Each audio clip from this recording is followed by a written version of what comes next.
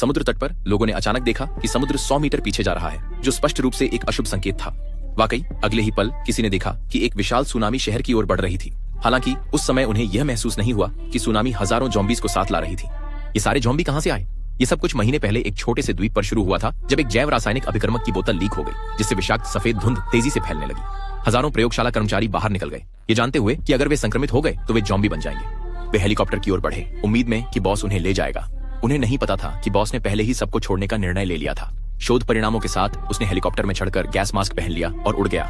जीवित रहने की तीव्र इच्छा से प्रेरित होकर कुछ लोग बेताबी से विमान के ढांचे को पकड़ने लगे, भागने की कोशिश कर रहे थे। हालांकि जब विमान जोर से हिला तो जो लोग पकड़ नहीं सके उन्हें हवा में फेंक दिया गया और वे मांस के गूदे में बदल गए।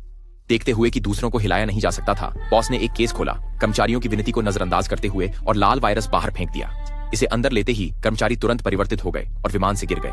इस प्रकार बॉस अकेला भाग निकला, द्वीप पर लगभग हजारों ज़ॉम्बी छोड़कर। सभी ने सोचा कि विशाल महासागर उन्हें फंसा देगा, लेकिन अपनी अत्यधिक भूख में ज़ॉम्बी समुद्र में तैरने लगे।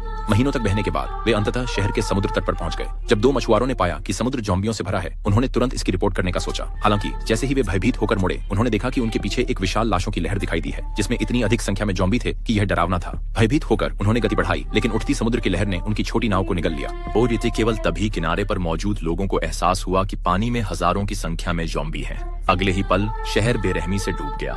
फिर जब पानी कम हुआ, लोग यह देखकर भयभीत हो गए कि असली आपदा तो अब शुरू हो रही थी।